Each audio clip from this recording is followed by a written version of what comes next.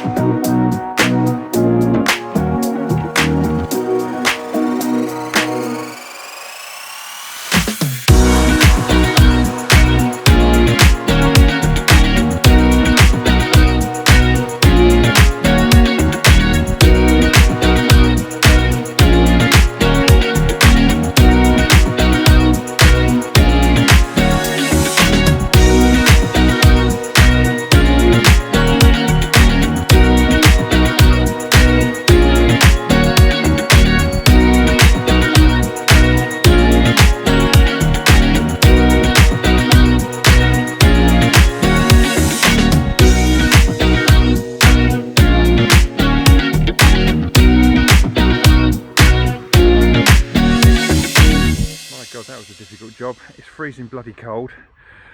Now we've got at least 2 hours back home, but we're ready to go. So, are we going? Yes. Yes. Thank you, Dad. Let's go. Thank you very much. Did you hear that? Thank you, Dad. DRS in action. Dad Rescue Service. Let's get back down the M1.